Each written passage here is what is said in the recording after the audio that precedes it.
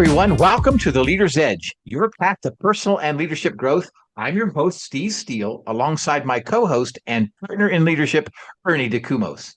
As certified speakers, coaches, and corporate facilitators, we're dedicated to bringing you powerful principles to fuel your leadership journey and personal growth. Now, whether you're an entrepreneur just starting out, a new leader taking the reins, or a seasoned pro looking to refine your skills, this show is for you. We'll be diving deep into personal growth strategies to help you strengthen your mindset and leadership abilities. But before we jump in, a huge shout out to all of our amazing listeners. Thank you so much for joining us every week. We wouldn't be here without your incredible support. Now, let's get started, get down to business, and help you unlock your full potential. Now, today is going to be a little bit different and special. I have a guest host today, Miss Anupama Kinatukara, as we will be interviewing our very own in just a little bit.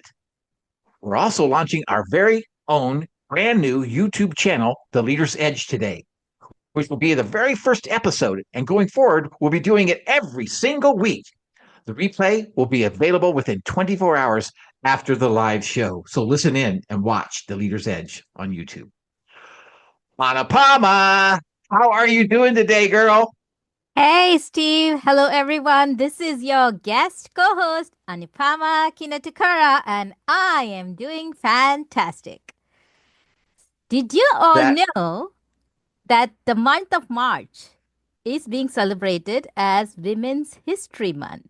And the theme for Women's History Month in 2025 is Moving Forward Together, Women Educating and Inspiring Generations. Is absolutely beautiful. Thank you, Anupama, for bringing that to our attention. But Anupama, I want you to take just a minute, and I want you to introduce our very own special guest today. Would you do that for us? Of course, it is my pleasure. Let's meet Ernelita, which is Ernie Dacumos. She is a personal development coach, speaker, and trainer dedicated to helping individuals unlock their full potential.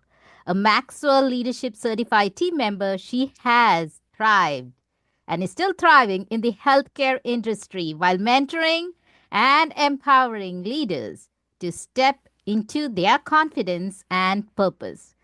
Once a shy introvert who struggled with self-doubt and perfectionism, Ernie transformed into a confident leader and speaker. She knows the fear of using one's voice, having once stuttered in front of others. Now, she facilitates masterminds, leads workshops, and co-hosts the international radio show The Leader's Edge, which is this one, where she sparks conversations on leadership, confidence, and growth. As the founder of Confidently You LLC, Ernie empowers women to embrace boldness, radiance, and unshakable confidence. Through speaking, writing, and transformative experiences, she helps others take courageous action and build lasting confidence for success in life and work. A lifelong learner, Ernie finds joy in books, movies, great food, and soaking up the sun at her happy place, the beach. Above all, she's passionate about helping others step into their power and create the life they deserve. So please join me in welcoming Ernelita Dacumos to the green room. Yeah, Ernie, it is so good. Can't believe this. We're doing this totally opposite of what we do. You are our guest today, and I am so excited to have you because we're going to introduce your brand new book that we've been talking about, or we'll be talking about throughout the show. And so, Ernie, the new book, Unapologetically Yours. Mm-hmm. Or Unapologetically You, right? Yes. Unapologetically You. Ernie, that's a beautiful title. And I know a lot about you. I've been working with you for a long time now. But I read things in this book, Ernie, that I had not read before or knew about you. What inspired you to write the book? I definitely would love to answer that question, but first, it is for sure feels weird that I am being introduced instead of me reading the bio, but thank you, Anupama. I know now the feeling of who is that?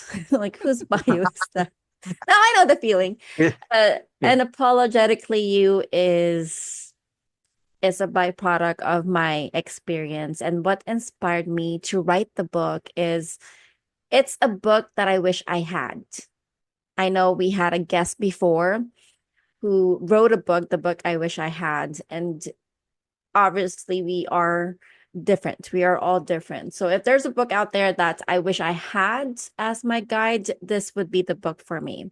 Now, full disclaimer about the book, though, it's my journey to self-confidence. It is not the way to self-confidence. It is a way to self-confidence. It is not for everyone. I have the confidence to say this because, again, we're all different. But this is a way that I have learned within my journey, and I would love to share it with you, to those who resonate and who are willing to apply the tools and make the changes in their lives.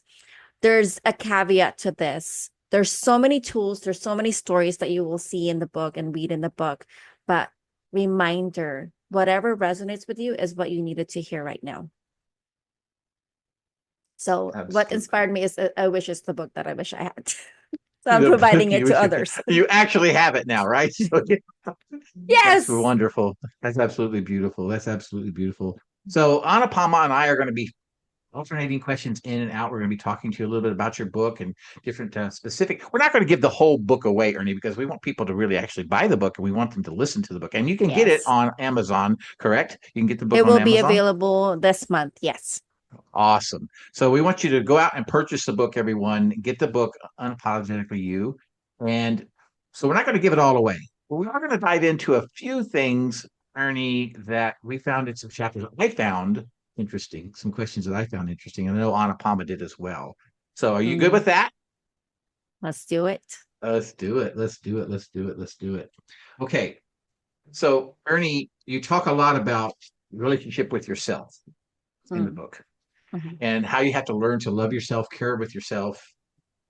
But what kind of specific techniques can you implement? You gotta, because you have to rewire yourself at some point, right? I mean, I think in the book you talked about rewiring your brain.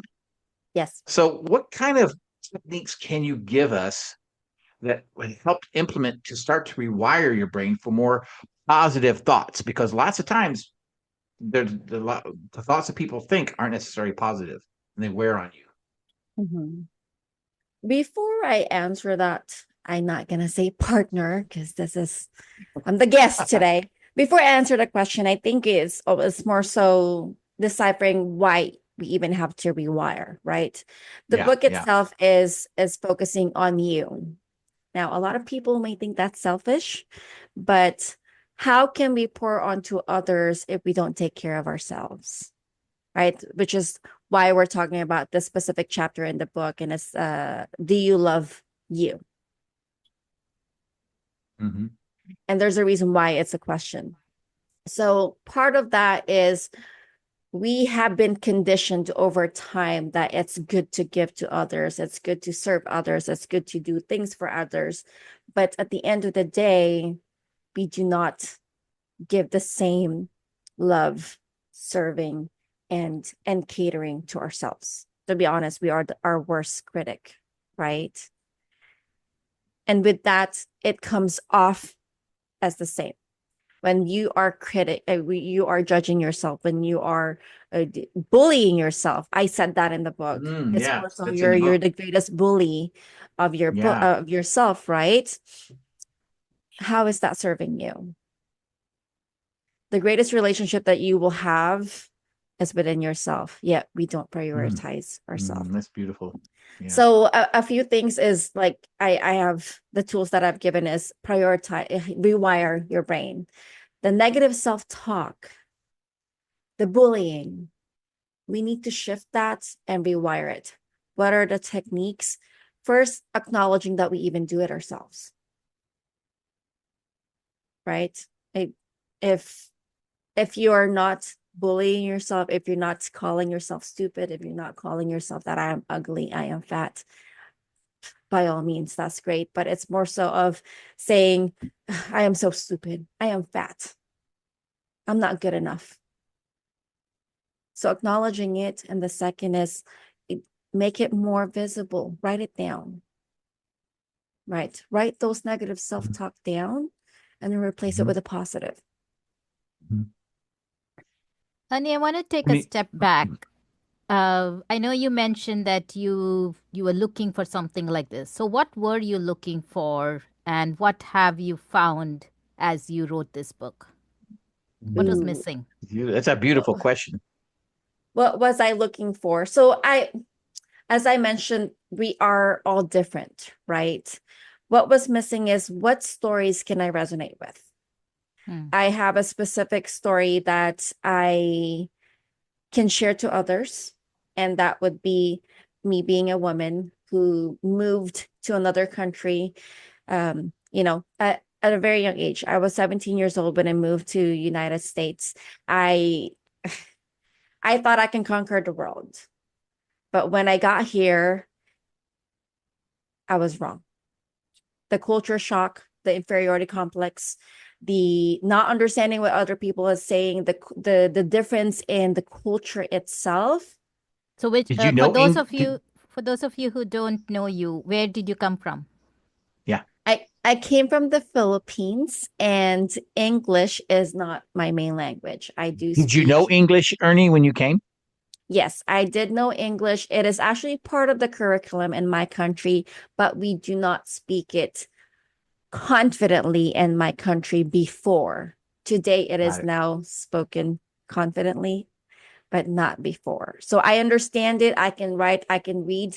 I cannot speak it confidently, hence the inferiority complex. So and that was 17 years old. I was 17 years old. Who thinks she can conquer the world? Who thinks that I am an adult? And then I came here and they said, where's your parents? As they didn't know the legal age. But what I was looking for then is like a guide, right? Somebody who thought she can conquer the world. She's a high achiever. But all of a sudden, the differences, the adversities in life is not something that she took into consideration. And then with that, having the limitations that I have received living here, and then having the experiences that I have throughout my childhood and to my adulthood, it's those stories, those experiences that shaped me to where I am until I made a realization that I needed something to help me find my voice, my confidence.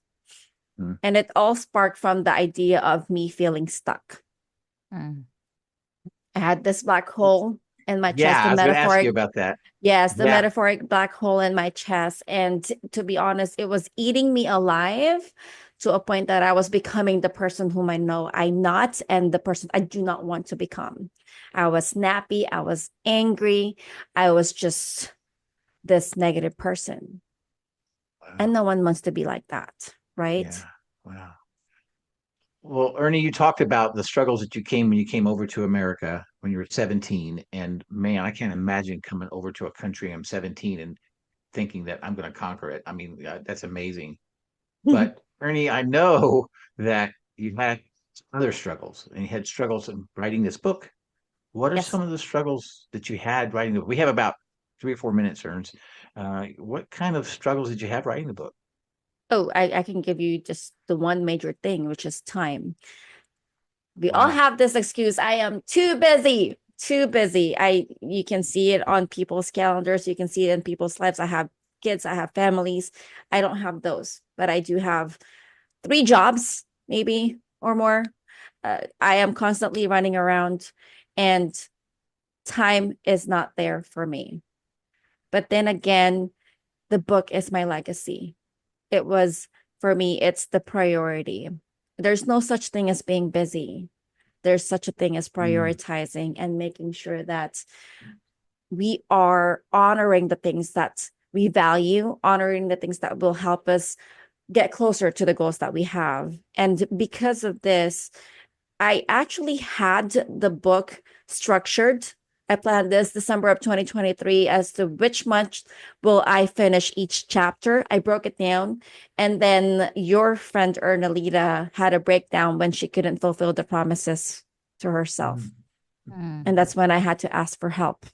I asked for help to help me finish the book. And I was giving this man all the excuses under the sun. I'm too busy. Look at my calendar. This is what I have. And then he asked me a very hurtful yet true question that I needed to hear. He said, since when did it change from this book being the priority to it being a squeeze on your schedule? I teach this.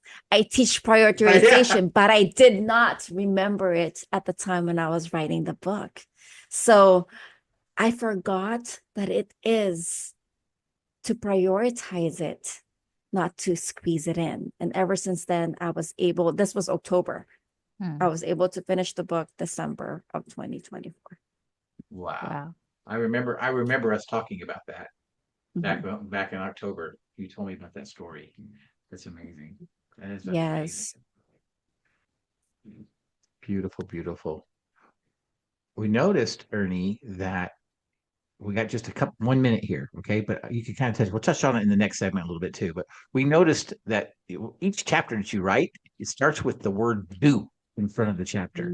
So, what do you do? What's the reason behind that? I'll give you the quick reason. In order to gain your self-confidence, there's actions that needs to take place. Hence, each chapter has the word "do" because it connotates that we need to take action. Let's take action. That's beautiful. Yes. Do it. Taking action. Exactly.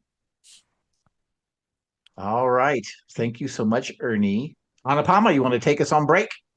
Yes, let's go on a quick break and we will be right back.